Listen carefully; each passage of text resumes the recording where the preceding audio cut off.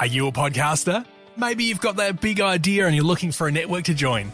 The multi-award-winning Ozcast Network can get your content to eyes and ears all over the world.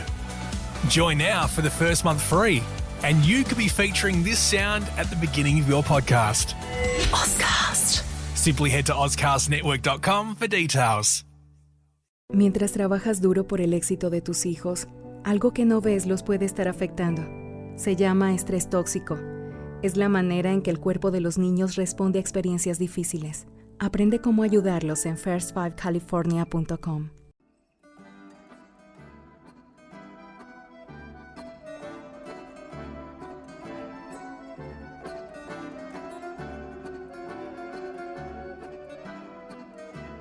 Hello world, you're listening to Strategicon, your window to all things security and foreign affairs. I'm your host, John Bruni.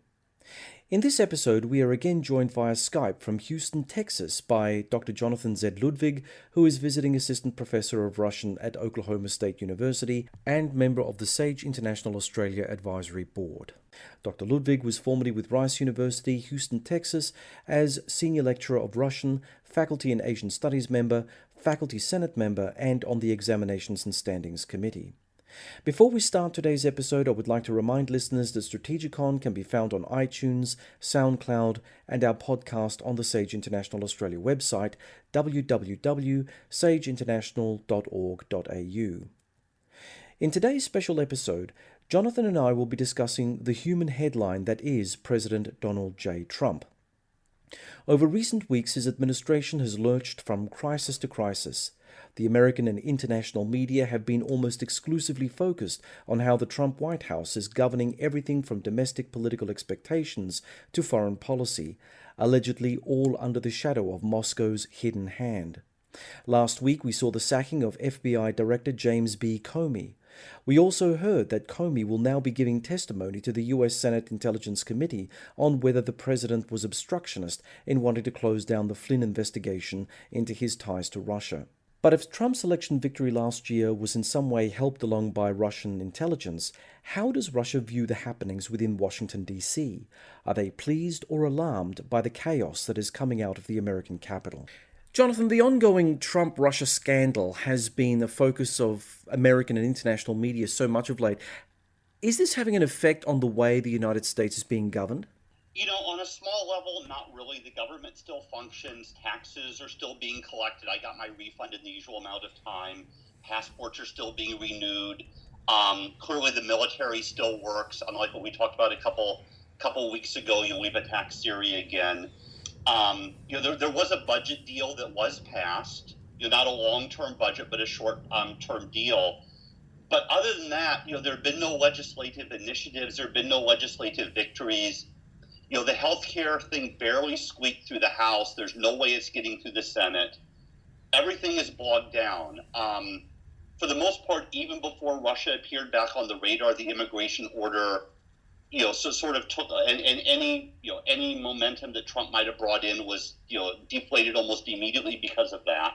But you also have the issue that, like Jimmy Carter back in the 70s, Trump doesn't know D.C. He's not surrounded by a bunch of D.C. Insiders. Carter had the Georgia Mafia. Trump has, for lack of a better term, the Trump Mafia. They don't they don't know D.C. He doesn't know D.C. D.C. is not terribly taken with him, and also he just doesn't really know how to lead. He knows how to give orders as a businessman. He knows how to cut deals, but he doesn't know how to motivate people to lead. And if you remember, I think it was Richard Neustadt, maybe a couple of decades ago, wrote, the power of the presidency is really limited to the power to persuade. And Trump has had no luck doing that whatsoever, except maybe to persuade to the contrary. And then you add Russia and, the revelations that seem to drop every 2 or 3 hours this past week to that. And it seems like as far as, moving forward, that's just ground to a halt. We've heard that many senior bureaucratic positions within the Trump administration have yet to be filled. What's causing those positions to remain vacant over 100 days into Trump's presidency? I mean, the short answer is Trump himself. Reince Priebus, the chief of staff, was on the Sunday morning talk shows 3 or 4 weeks ago and was asked about this. And he tried to convince the host that this was the Democrats' fault. and I believe he was even on Fox News Sunday, and Chris Wallace wasn't even buying it, when he correctly mentioned, well, how can it be the Democrats' fault when you control the majority in the Senate, but you haven't even sent the names up for them to consider? So it's basically what's wrong is Trump has simply not nominated people to fill the positions. And I think this is another sign that, he doesn't know D.C. He doesn't have deep roots in the Republican Party, right? When other presidents come in, even if they only have a small coterie around them, they can always, dig deep into the party structure. Trump doesn't have that. A lot of good people made it very clear they wanted nothing to do with this administration. From what I understand, John Kasich at one point was even offered the vice presidency with near equal powers, and he said, nope, don't even want to get close to that. I think this is another sign that Trump doesn't really understand the scope of the job. After that initial meeting with Obama, he seemed shell-shocked. It's like, what, everybody's leaving? I have to fill all of these? And there are people who are saying also he's purposely not filling some of these positions because he wants to surround himself with loyalists, particularly with his family. And if you have a number of people out there giving a number of opinions, that dilutes down the opinions he really wants to hear. Incredible. The firing of FBI Director James B. Comey, because President Trump did not want the agency's investigation into General Michael Flynn's fitness as Trump's national security advisor to continue, says exactly what about the U.S. president, you think? Oh, it says a lot of things about him. On one hand, if there's nothing there, if there was no collusion there, this shows that he doesn't know how to act innocent, right? He's acting very guilty about everything. And that right away, I think, says something about his character. For our listeners, I do not have a degree in psychology, so anything is, just sort of, my own guess. He's petulant, thin-skinned, used to getting his own way, doesn't like to be told no. This is, of course, true of a lot of politicians, a lot of people who become president. I think he fears that Comey is destroying his image. It's making him look bad. And I think this tells you something right there, that he cares more about his image than maybe the issue at hand. But it also raises a question, something I read in just the last 24 hours. Does he actually understand who the friends are and who the enemies are? Right? Let's say that, maybe Comey is everything that Trump said he was. He isn't, but let's say that's true. He's still an American trying to solve these problems, and the Russians are still the Russians acting like the Russians causing the problems, right? It's not the Comey investigation that's causing problems in American-Russian relations. It's how the Russians act, right? With Assad, with Iran, invading their neighbors, threatening them, right? This is the big hitch. Comey, though, is no darling of the US Democratic Party for the way he turned on Hillary Clinton's handling of classified material on a private email server. And yet, for those in the Democratic Party angered for having lost the 2016 campaign to Trump, Comey's anticipated testimony before a US Senate Intelligence Committee should be manna from heaven. Do you think that Comey can be rehabilitated by the Democrats for his pursuit of Hillary if he indeed becomes the silver bullet to rid the US of Trump? Or will he always be a hated figure among America's political left? For somebody like me who watches these things almost religiously these days, now that summer has come, this just shows how DC works, right? You're Satan one day and you're a benevolent angel the next day, right? The same people who were calling for Comey's head for months are now, how can you dare fire this guy when he's in the midst of the investigation? And then the people have been saying, well, you can't fire him. He's been doing a good job up through the election, or something like he had to go. Everybody hates him. I mean, this sort of sums up D.C. right there. And in some ways, why a lot of good people don't want to go to D.C. and don't want to serve.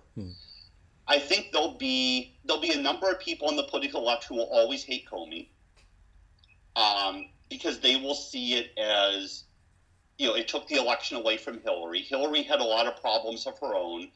It also comes down to the fact, right, she did not have to have this private server, right? That was 100% her choice. If there's no server, there's no issue. None of this would have happened. I think there are a number of Democrats. Joe Biden just came out a couple days ago in an interview and said that she was a horrible candidate, ran a horrible campaign. So I think, you're going to have the people who will, who always hate him. You'll have people who realize this is how DC works, realize he's been in a tough position, and if he can take Trump down, then they'll regard him as a tarnished hero. Yeah, I wouldn't want to be in his shoes though, because I mean, it would be difficult actually being in that position of, potentially the hate figure, the hate poster child one minute, and of course, being the hero the next. He's got a huge weight on his shoulders, unfortunately. So, Jonathan, Although at least now he's out of the picture as far as being in a job. yeah, oh, definitely. Unlike some other people we're going to talk about who are still very much there. So, Jonathan, from your perspective as an expert in Russia, what do you know of how the Kremlin took Comey's dismissal? Were they pleased with this result? And do you think that they see Trump as their asset in the White House? I would imagine that looking at the people are close to Putin, they would see it as a very Putin-like move, right? Putin has found ways to get rid of his critics. Putin does it a little bit more permanently. We don't do that in this country. But I think, Putin, is somebody who doesn't like to be criticized, fairly or not. Trump also doesn't like that. And he was, as I said, getting rid of somebody who harmed his image, right? Why in Russia was Navalny imprisoned shortly before, and found guilty of an offense shortly before the election, so he couldn't run, right? They don't want to deal with this criticism. They're just different ways that the two nations can handle it. I think they would also, at least initially, see it as that, Trump still wanted to do business with them. Whatever Trump had said in the campaign, he still wants to improve relations with them, no matter how difficult it might be now. And we can speculate as to why that is. Is it about geopolitics, or is it about family business? It's going to take a while for that to come out. I think what probably shocked the Russians, and it would really depend who is sitting around Putin advising him on U.S. affairs, is my guess, if they don't really understand the inner workings, they were probably not expecting the Mueller appointment or something like that could happen, right? Putin has a critic. The critic disappears. A few people protest. They disappear. There's no one who comes and says, Mr. Putin, we're going to appoint a special counsel to look into your activities. That may have shocked them. They may have thought initially, okay, Comey's gone. This is over. Wait, what's happening now? So I think they're probably sort of scrambling to really figure out what to do next. There's been some scuttlebutt with regard to the nature of Trump's family business ties back to Russia, suggesting that Trump was really never as rich as he claimed to be, and that indeed his family business fell into a deep black hole, and it has been Russian money that basically has been supporting him. How true do you think this allegation is of Trump's dependence on Russian largesse? And from a non-partisan perspective, do you see that this is a compromising position for the U.S. head of state? I can't really speculate as to the first half of that question, although Mueller is somebody who is widely respected, is very diligent in how he does his work. In fact, the White House now seems to be scrambling to try to either get him removed or to limit the scope because of some ethics dealings his firm dealt with, I believe, Manafort and maybe Kushner. I'm not quite sure about Kushner. In other words, they're trying to do technicalities to limit the people he can look into. He never personally dealt with those cases. It shouldn't be a problem. But if that's the tack they're taking, then they may be concerned that somebody who is so, straightforward, so forthright, might start his investigation by saying, we need your financial records, we need your tax returns. And, that's the only way, the rumors are going to float around about this, but that's the only way it's going to come clear. I always hate to mention things like, if you have nothing to hide, why don't you release them? As someone, who prefers to be private, not have everything about his life broadcast, and therefore is not necessarily in favor of a large surveillance state, when the reaction always is on the other side, if you have nothing to hide, why do you mind? There still should be an element of privacy in everyone's life. But you give up some of that when you're a public figure, especially at that high, especially in that high of a position. I think the fact that Trump most recently said, I might release my tax records after I'm done being president, really adds to this, that there's something there that he doesn't want revealed. Whether it's a Russian tie, whether it's simply he doesn't have that much money, he's not that successful. I mean, anything would be pure speculation from really an uneducated point of view.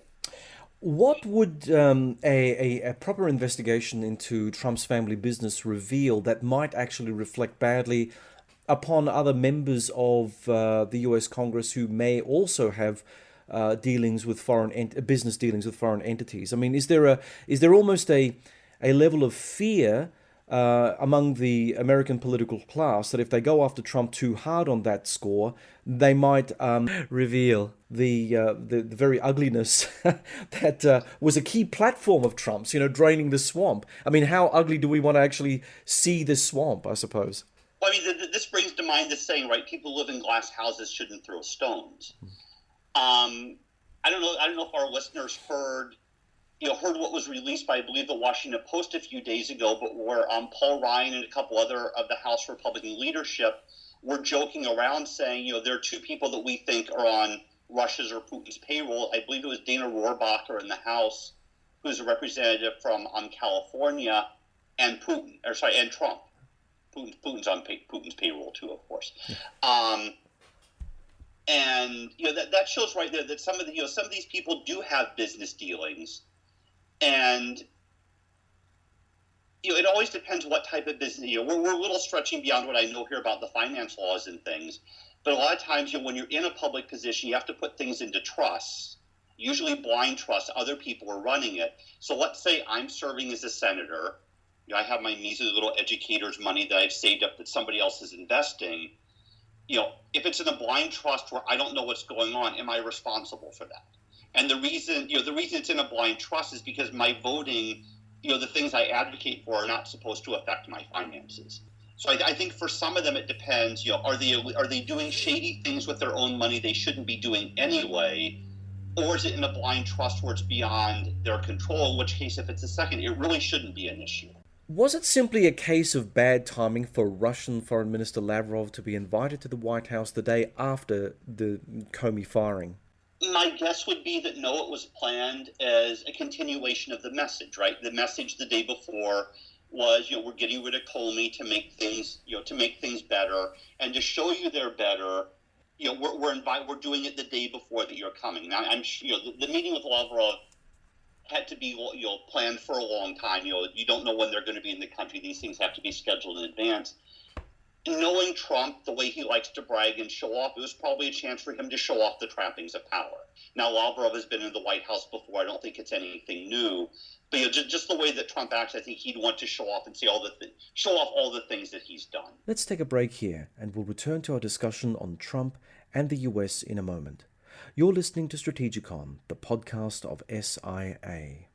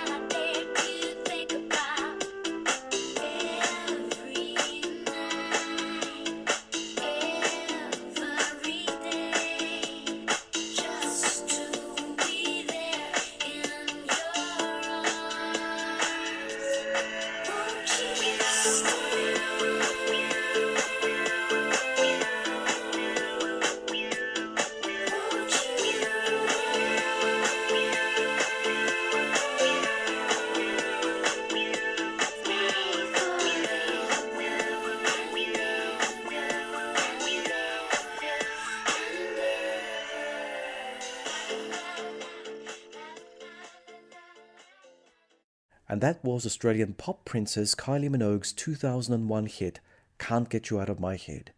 You're listening to Strategicon. But is it actually normal for the Russian foreign minister to hold court with a sitting president?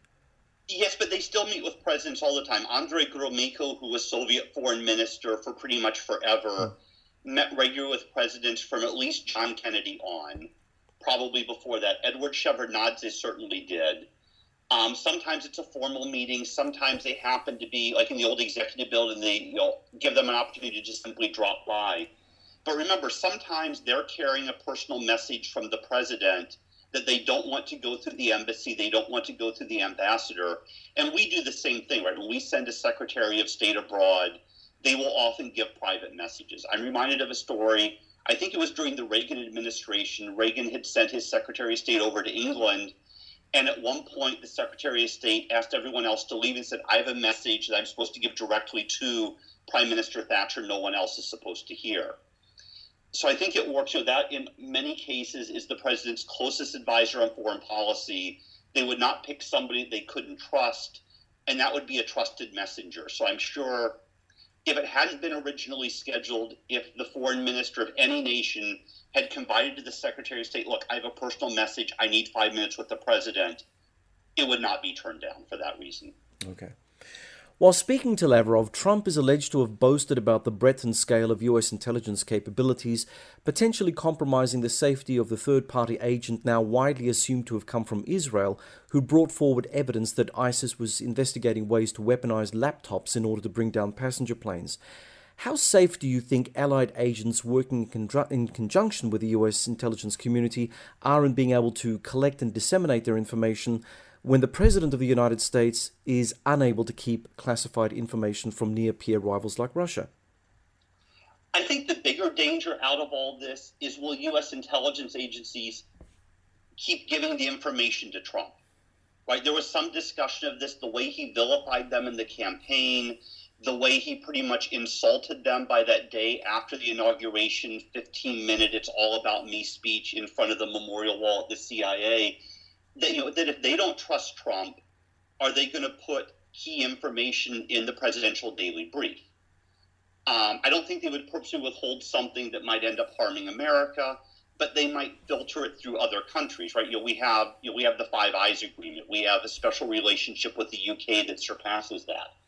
Maybe the agencies would pass it on to MI5, who would pass it on to Theresa May, who would then filter it that way to get back to so dilute where it came from, it might seem a little less dangerous. As far as espionage in general, right, espionage is dangerous anytime. The New York Times just broke yesterday that China wrapped up a U.S. ring in China, 18 people over 2 years from 2010 to 2012. Despite that, there are always people willing to take a chance, whether it's for money, whether it's for whether it's because they don't believe in their own system, they believe in another system, right? This happens all the time. As far as presidents revealing espionage, trade secrets, Clinton did the same thing. Clinton gave people a tour of CIA headquarters and shared with them the fact that we were intercepting telephone calls between Osama bin Laden and his mother. Once this became public, he started using other means of communication, didn't rely on the phone anymore. Ronald Reagan actually released intelligence about the shooting down of Korean Airlines 007, because he wanted to show the world it was definitively the Soviets who had been involved. But in this case, he worked with the intelligence agencies to see what needed to be redacted to make sure that what he released was enough to prove it without harming methods and sources and things like that. So there are ways to do it, and there are times that you need to do it. I wouldn't contest what some people have. Trump didn't have the right to do it. I mean, ultimately the president can decide that. If he wants to make something publicly available, he can. But it's really not advisable without doing it through the intelligence agencies, especially the ones that had done it, ones who had gathered the information.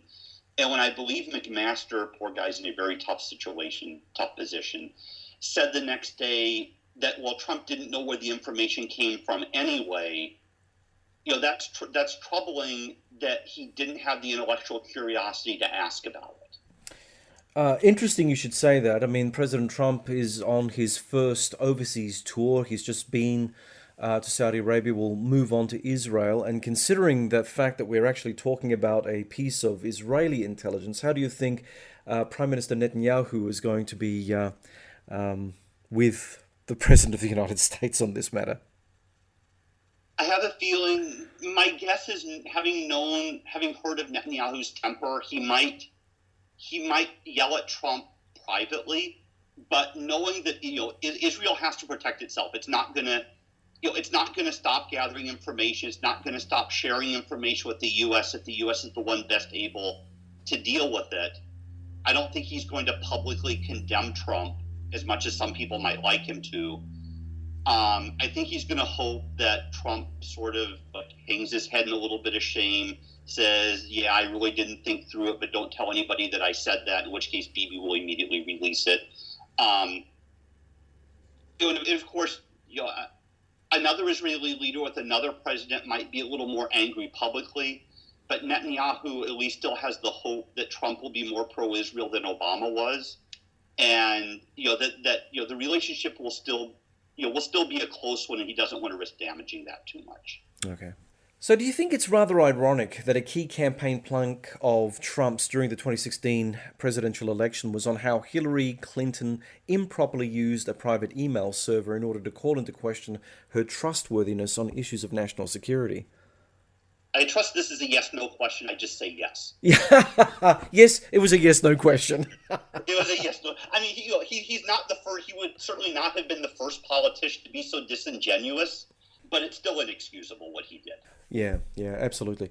There's been a lot of talk about the so-called good people surrounding Trump, suggesting that they are the glue keeping President Trump's administration together. And we're talking about people like Rex Tillerson, General James Mattis, General H.R. McMaster.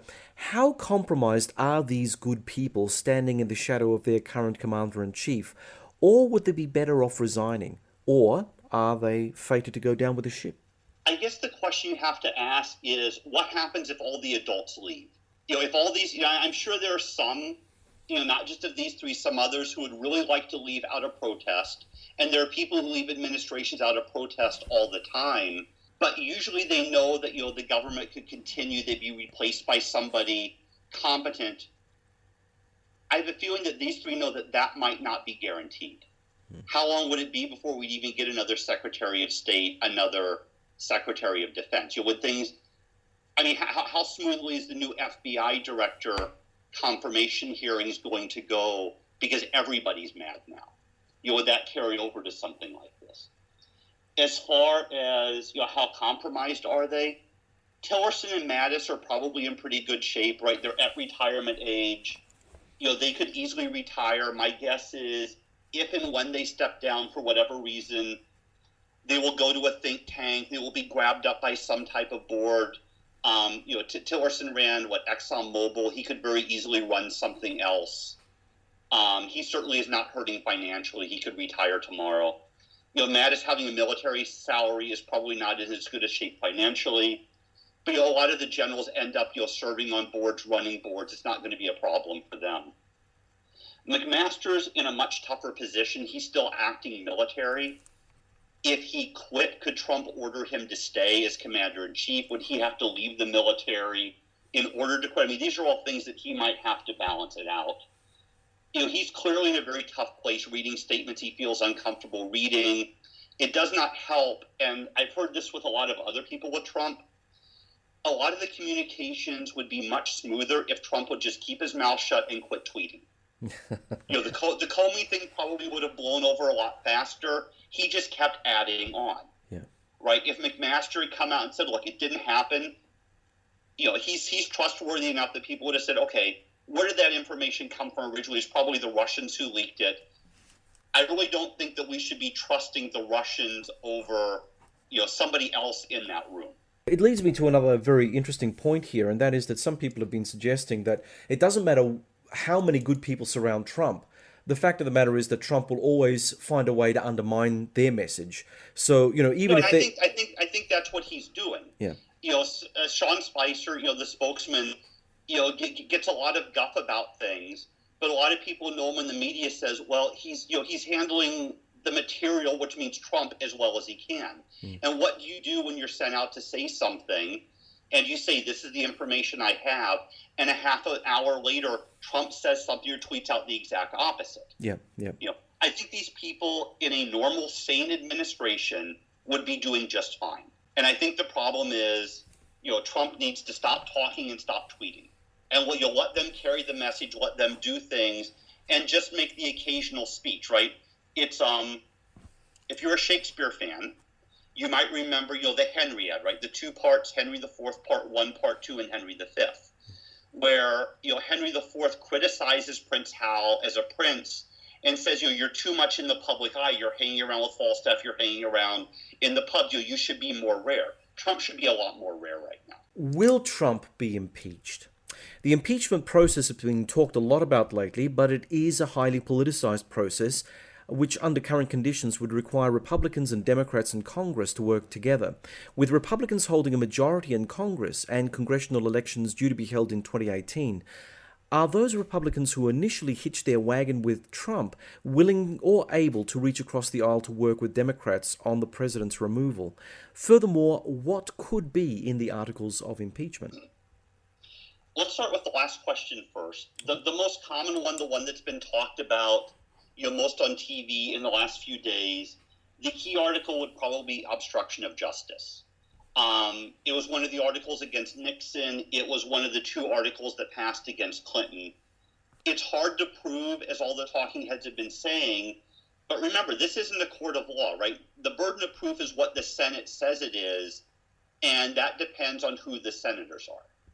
I think the other article of impeachment against Clinton was perjury. And yes, Trump says things that aren't true all the time, but he's never under oath. So that would only become an issue if he were under oath. And I would imagine that his lawyers would do anything they could to keep him from having to go under oath. I mean, there's another way to remove him as well. We can come back to the 25th Amendment in a minute if you want. Yeah. As far as the Democrats, they talked about it a lot. That sort of faded from the discourse, right? Al Green, a Democrat from Houston. I used to live in this district before they reshuffled the lines around. Was the only person to go to the House floor, but Al Green is not the one to make this case for a number of reasons. What you have to ask, though, is do they really want to impeach him, or do they want this as a campaign issue? Because the only campaign issue the Democrats have right now is, hey, we're not Trump. Right? All these bad things are happening under Trump. We're not Trump. You should elect us. When Clinton was facing initial scandals, you had Gingrich. Gingrich came out with a contract with America. You can agree with it. You can disagree with it.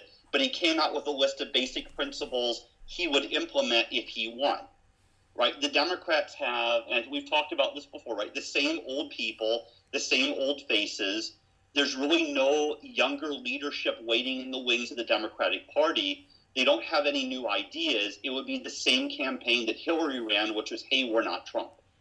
Would that also, can I extend that and say that perhaps it's because they're going to put Hillary back in the hot seat in 2020? Some people might want that to happen. I think there'd be a large segment of the Democratic Party who said you had your chance, you blew it. If age was an issue for Reagan, if age is an issue for Trump, age will be an issue for her as well. Right? She's going to be just as old. She'll be in her mid-70s. Elizabeth Warren, the current darling of the left, is well into her 70s. This is what I mean, right? They don't really have a young or deep bench. Yeah. Now, they may pull somebody out who's old because they have nothing else, but then that may become an issue if Trump is gone. Does Pence run, or do they clean house entirely? Does Kasich come back? Do they get somebody young and vibrant like Ben Sasse, who's in the Senate, who's becoming a darling of the Republican Party, who's run a university, so he's a rare senator who's had administrative experience. If you have a very old Democrat with old ideas and a young Republican, and the scandal goes by quickly and they clean house, clean their own house, will it be the same issue, but this time not because of alleged foreign interference, but simply because people are looking at the generational change. So overall, Jonathan, what does this say about the American electoral system if Trump is the type of person who can get elected for high office? I think ideally you'd want a president who has basically 3 characteristics, right? The class and character to serve in the office, the qualifications to serve in the office, and somebody who's competent enough to serve in the office. We'll take another short break here. I'll take this opportunity to let you know that our weekly updates called Upon Reflection will evolve from a text-based to a video-based product as of next week. So keep tuned to the SIA YouTube channel. The SIA video blog Upon Reflection is coming soon. Now onto some music. You're listening to Strategicon the podcast of SIA.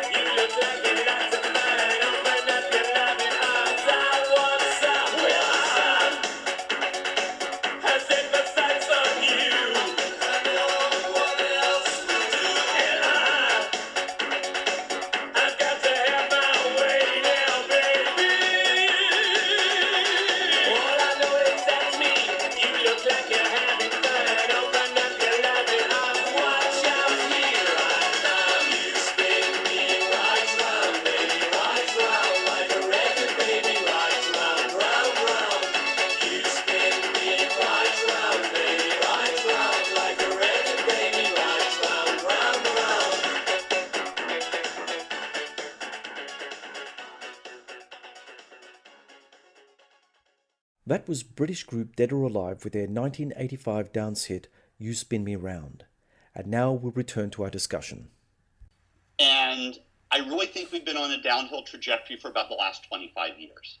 And I think this is something you and I talked about when we met in Australia a couple of years ago. Really, the last president to embody all of these characteristics was George H.W. Bush. Yep. Right, and this is one of the things that really galled me when they said Hillary was the most qualified person ever to be president. I keep thinking, are you forgetting George Bush Sr.? Yeah. Clinton had character problems, clearly. Qualified as any governor can be. No one's truly qualified to be president until you're president. And, competent enough, right? He didn't really become successful until he lost the House and the Senate and he was forced to work with people. George W. Bush had more character than, Clinton certainly, was as qualified as he was because of, being a governor of arguably a much larger state. Competency issues came out. You get to Obama, who was clearly not qualified, right? And, he had very little government experience, and that showed initially. He grew into it as far as character went. Initially he was still very much the Chicago street politician, how he treated people. And he probably fell into a level of mild competence, but he was also a very hands-off president. And now I think we've hit the trifecta where we have somebody who doesn't have any of these three. Yeah. But I think this is, what would it have been if Hillary had won? The class and the character would have been like her husband, different issues, but that would have been lacking. Qualifications, if you want somebody with administrative experience, she was pretty much lacking it as well. Competency, you really don't tell until they get into office. So, there would have been issues there as well. And we would have still been having investigations. It was something completely different. This would not have been a clean break. Again, we've talked about this before. I was really sad that in a country of over 300 million people, these were the candidates we got for the highest office in the land. And I think this shows that a lot of good people really don't want to run. So it's really a criticism about the political process itself and what would be able to motivate those good people to join a party and get active and try to go for the top post.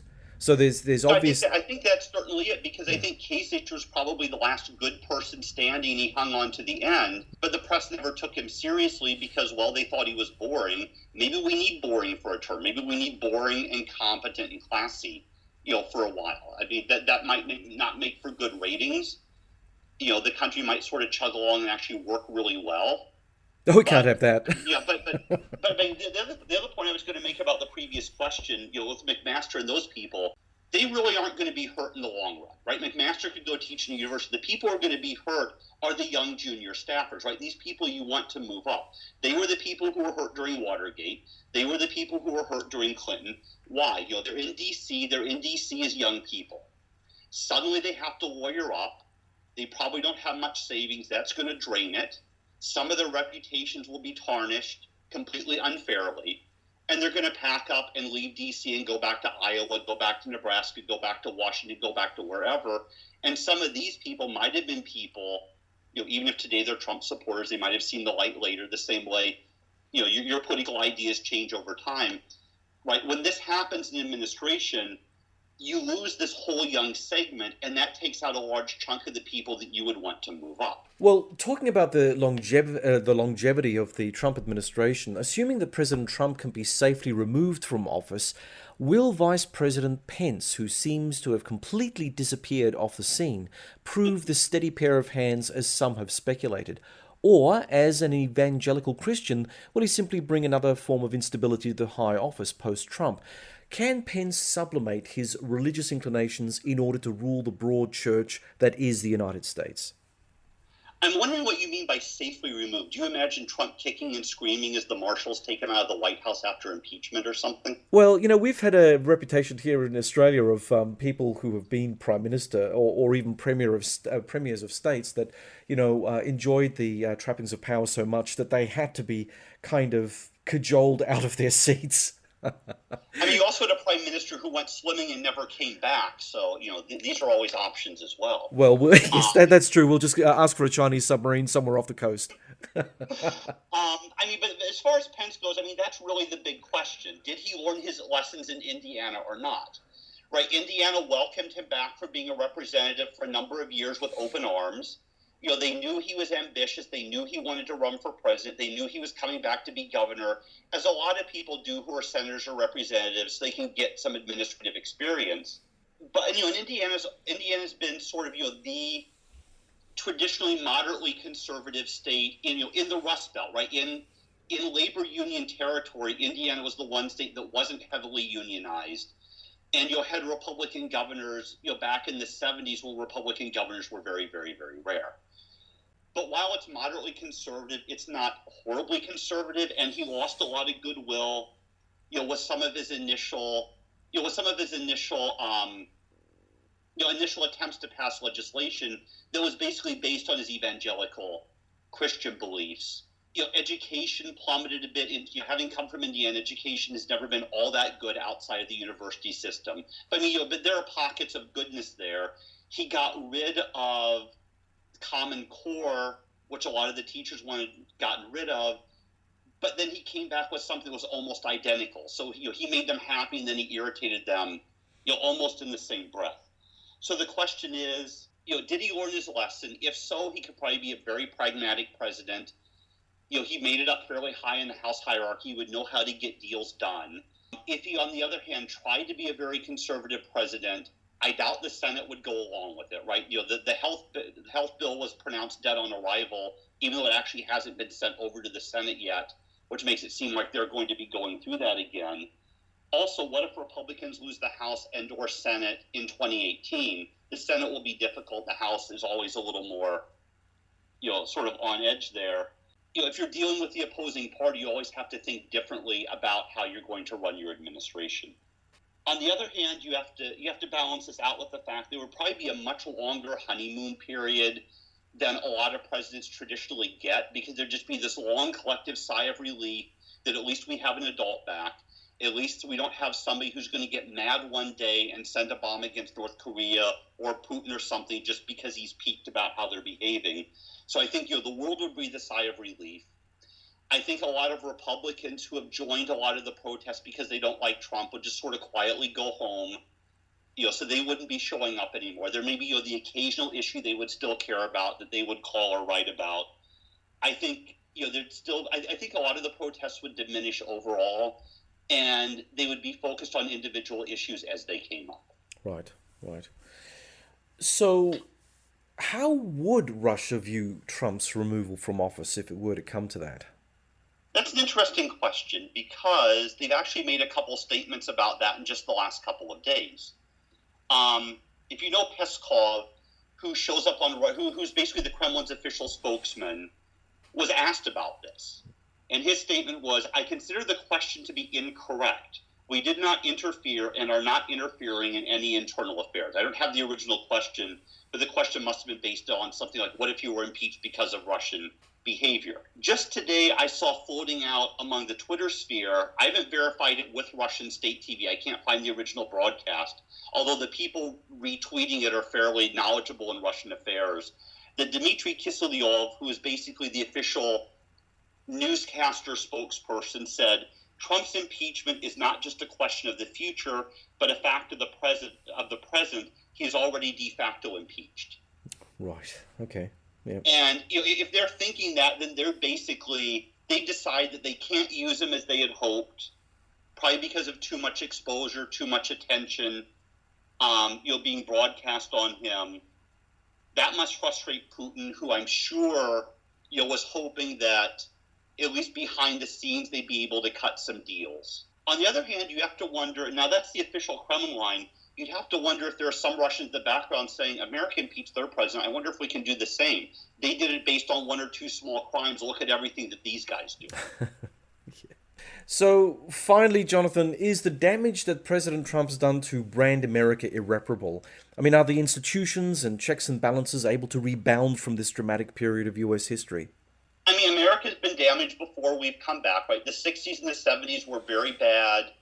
Vietnam went badly. Watergate was a disaster, right? All this just led to, people thought America was falling apart. America was crumbling. America would never play, a part on the world stage anymore.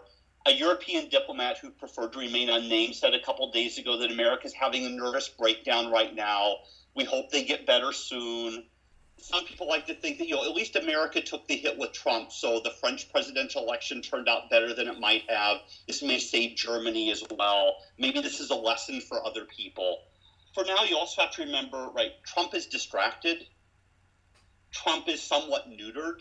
As we talked before, right, nothing is getting done. So that right there may be enough, those checks and balances which kick in may be enough to save things for a while. The Senate is basically skeptical about everything, right? The Republicans have a very narrow majority, and you already have regularly 3 or 4 senators, Lindsey Graham, John McCain, Lisa Murkowski of Alaska, and Susan Collins of Maine, who are usually, the 4 who are saying, we don't like what's going, for different reasons, who are skeptical about things. You've had a couple other senators speak up. Marco Rubio today being very skeptical, about Russia's role, the firing of Comey.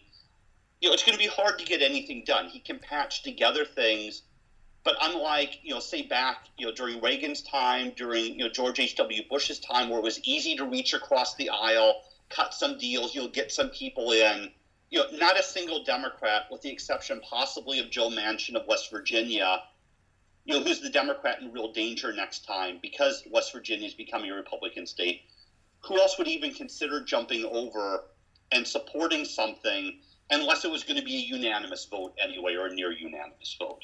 So all these things sort of help to stem the tide of harm that's been done.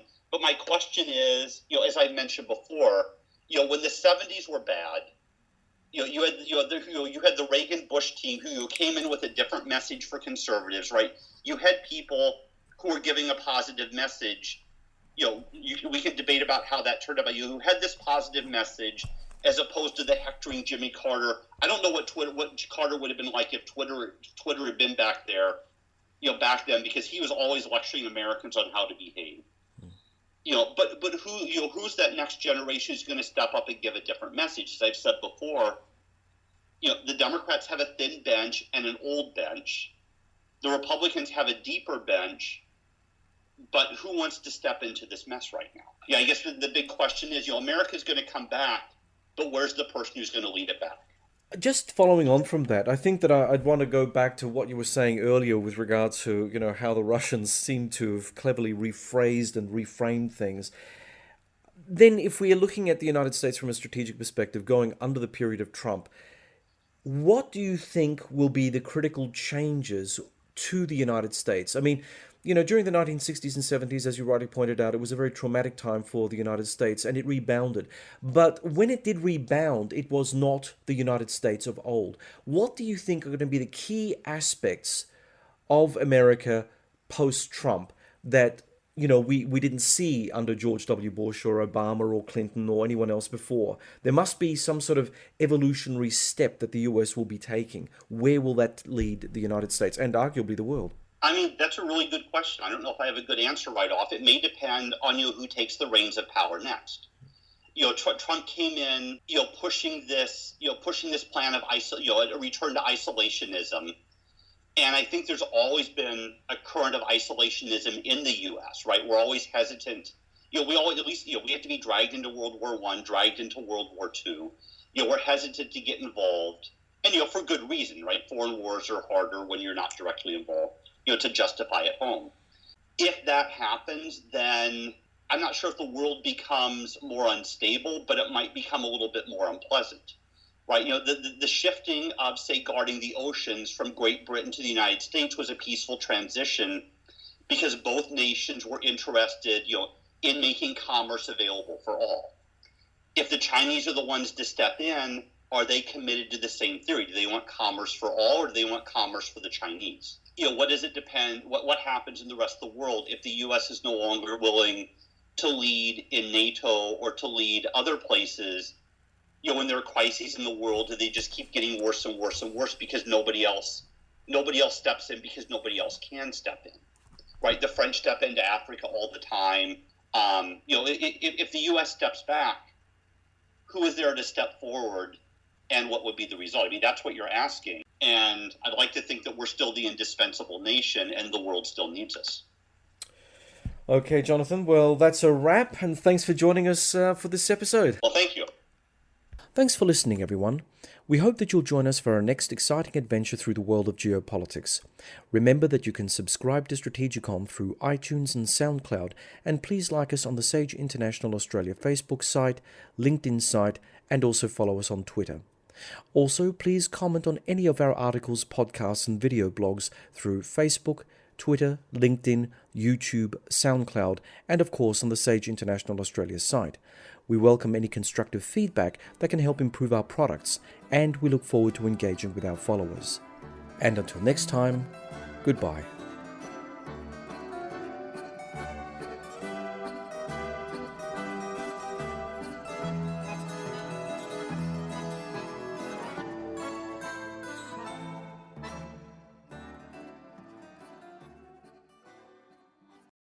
Traditionally, Toys for Tots has been a Christmas-time charity. In recent years, the program has evolved into a year-round force for good by distributing toys, games, and books to children in need throughout the year. Last year, during their 75th anniversary, the program distributed over 24 million toys to nearly 10 million less fortunate children and provided over 6.3 million books to children in need through their literacy program. Visit toysfortots.org to support their mission.